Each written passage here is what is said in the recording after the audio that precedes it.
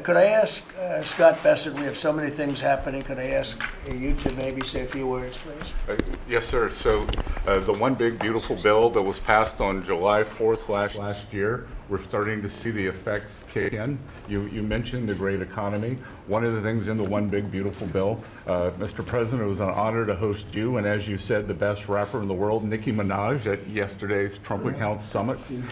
We've now had 1 million people sign up for Trump accounts just this week. We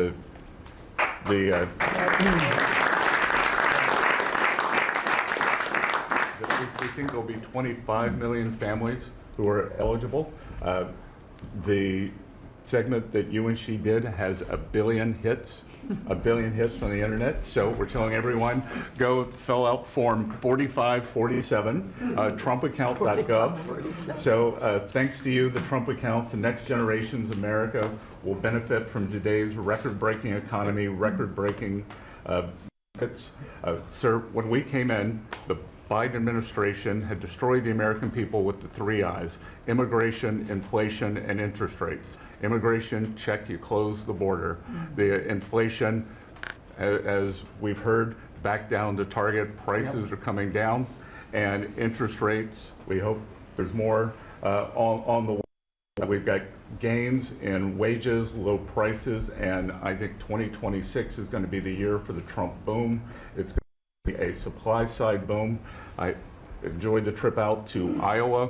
In the diner, the staff there was thanking you for the no tax on tips, and they're expecting big refunds from that. We saw the CEO of John Deere, who said, thanks to your tariffs, new plants in Indiana, Carolina.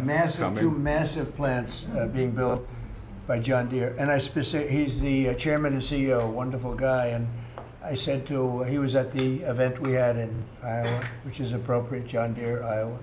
But I said to him, so what are you doing? He said, we just announced 2 massive plants. In fact, they're going to have 1 plant for excavators. And he said, there hasn't been an excavator built in this country in 50 years or something. He said, they're taking it out of Japan and they're moving it into the United States. 2 very big plants. And I said, so why are you doing it? He said, because of you and because of tariffs. I said, if we didn't have tariffs, would you be doing it? He said, absolutely not. So it's very important, and I hope we're going to be successful with the Supreme Court case, because we're waiting, and we're taking in hundreds of billions of dollars, and we don't want to give it back, number one. And number two, and you know, the people that are fighting us on that case, by the way, are China-centric. These are people that are for China, but they're also outside of the United States. These are countries that have ripped us off for years and years, charging us tariffs. And now we're doing an amazing job, and we're getting it back. We're getting it all back and then some. And they're the ones that are leading that lawsuit that we have in front of the United States Supreme Court. So it's a very important lawsuit for our country. And hopefully it's going to work out. We're waiting a long time, but hopefully it's going to work out. We've taken in hundreds of billions, even trillions of dollars, and certainly we've taken in trillions of dollars of, you know, a big part of that $18 trillion that's coming in is because of tariffs. They're coming in, they're building because they don't want to pay the tariff, and the tariffs are very, you know, steep. They could be much steeper. You probably saw I put out a truth today, and the tariffs could be much steeper. We've been actually very nice about it. But even being nice about it, we've taken in hundreds of billions of dollars. And honestly, they've given us tremendous national security. The power that we have because of that. They have given us tremendous strength and national security. Go ahead, Scott. Yes, sir. And the IEPA power you used on the tariffs, as you said, we're bringing in tens of trillions of investments. The tens of trillions of investments turns into factories construction, which turns into factory jobs, which turns into consumer spending. You've right-sized the government, so government employment is down, private sector is up. Growth was a stunning 4.7, 4.8% in the past 2 quarters, biggest back-to-back gains in a decade. And we are doing that with government finances improving. So that will bring down the borrowing costs, the calendar year budget for 2024, 7% deficit to GDP, highest when we weren't at war, not in a recession. all the way down to 5.4% and getting better. Biggest decline since 2014.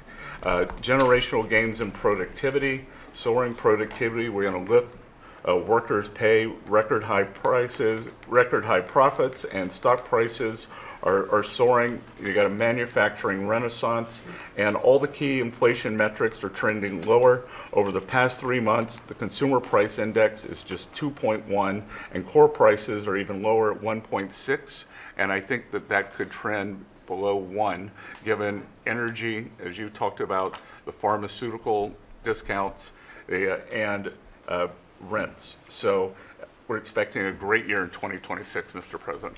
And we're going to be announcing next week, I think sometime, Scott and Howard and everybody, we're going to be announcing the head of the Fed, who that will be. And it'll be a person that will, I think, do a good job. We're paying far too much interest in the Fed. The Fed rate's too high, unacceptably high.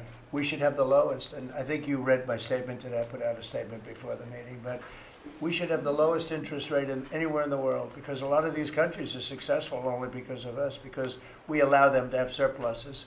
And without surpluses, some of the countries that you most respect financially, that you say, oh, this one, that one, this one, that one, they're successful because we allow them to have surpluses. And we could easily stop that with the powers that we have, but we don't. We took some of it, but we took really just a small portion of it compared to what we could take if we wanted to. We should have the lowest interest rate anywhere in the world. They should be 2 points and even 3 points lower. And if it was, each point is the equivalent of, I would say, $500 billion. So if you got 2 points low, you have $1 trillion in saving, and it's almost, if you call it just a paper expense. You can do it with a pencil. It's not cutting. It's not saying we have to get rid of jobs, or it's just like literally so easy to do. But we have a guy that doesn't want to do it because he's, I think he's politically biased. I really do. I believe he's politically biased because most smart people say it's not even a question. But despite that, we were able to bust through. It's like busting through a wall. We're able to bust through a wall, and we have the kind of numbers that Scott and Howard with the steel and other things talk about. What would you say, Howard, in terms of how we're doing, generally speaking? Great businessman, very successful guy. He's doing a really good job. What would you say? Well, no one, before you walked in the door, no one thought our economy